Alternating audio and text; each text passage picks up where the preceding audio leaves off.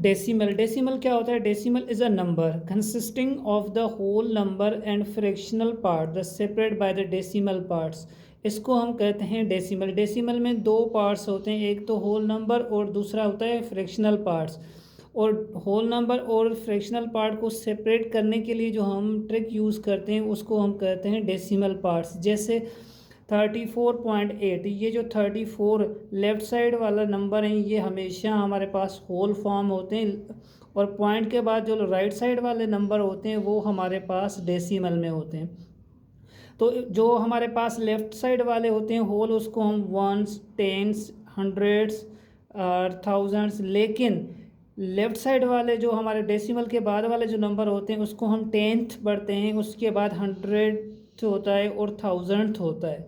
इस तरीके से हम इनको समझते हैं। अब इसके एमसीक्यूज करते हैं। What is the place the value of 7 in the number 15.274। अब ये 7 का कौन सा नंबर होगा? टेंथ प्लेस पे होगा, हंड्रेड प्लेस पे होगा, टेंस पे होगा और थाउजेंड्स पे होगा।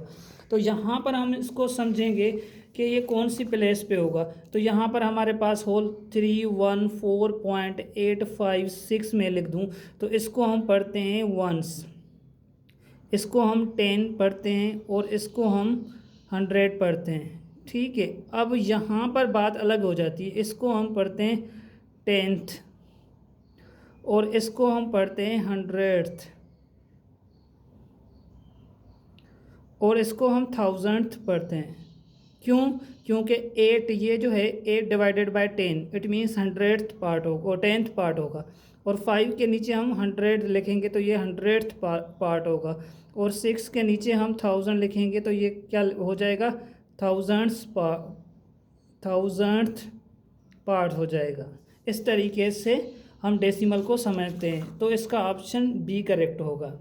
अब क्वेश्चन नंबर 2 की तरफ चलते हैं। Which of the following is correct fraction form of 0.05। अच्छा, 0.05 का यहाँ पर option A B C D, इनमें से कौन सा करेक्ट फ्रैक्शन फॉर्म होगा? तो सबसे पहले हम इसको समझते हैं 0.05। अब डेसिमल के बाद कितने डिजिट्स हैं? 1 2। अब ये जो डेसिमल ख़त्म करेंगे तो उसके नीचे हम 100 लगा देंगे। फॉर एग्जांपल मैं ऐसे लिखूँ 0.05।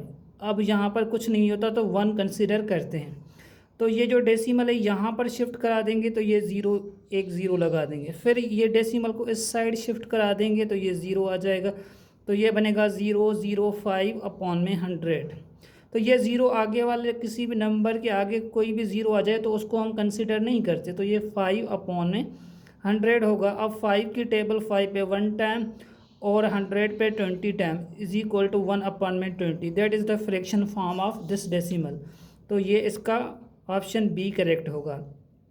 अब आते हैं क्वेश्चन नंबर 3 पे।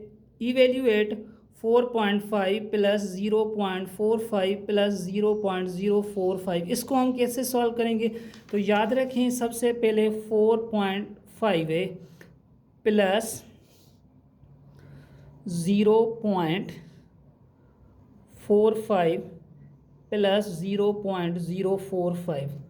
अब सारे डिजिट्स को एक जैसे करने हैं हमें। फॉर एग्जांपल 4.5 है, यहाँ पर कितने डिजिट्स हैं? 1 2 3। तो डेसिमल के बाद 3 यहाँ पर और ज़ीरो लगाएंगे।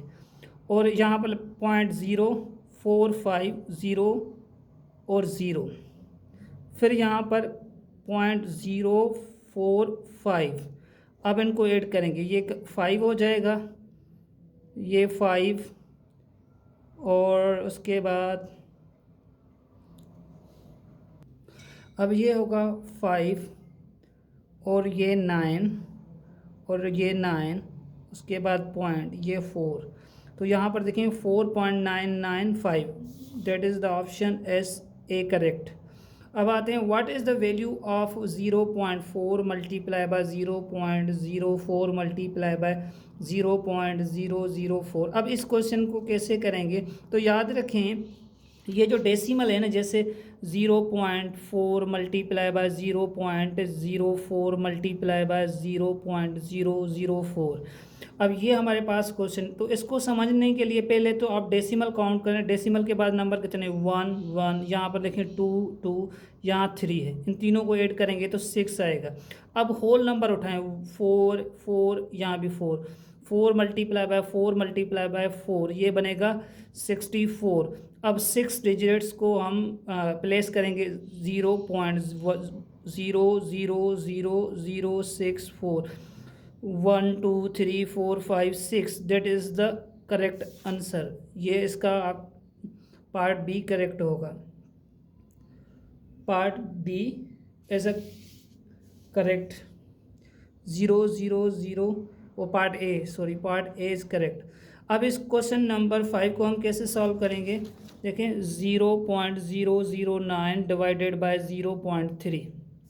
अब इसको इस तरीके से या फ्रैक्शन फॉर्म लिख देंगे, 0.009 डिवाइडेड बाय 0.3। अब यहाँ पर देखें डेसिमल के बाद एक डिजिट है, तो यहाँ पर 110 से डिवाइड करेंगे और मल्टीप्लाई भी 10 से करेंगे, तो ये बनेगा 0.09, नीचे आएगा 3 की टेबल 9 पे 3 टाइम जाएगी, तो ये इसका आंसर हो जाएगा 0.03। That is the answer. Option B is correct.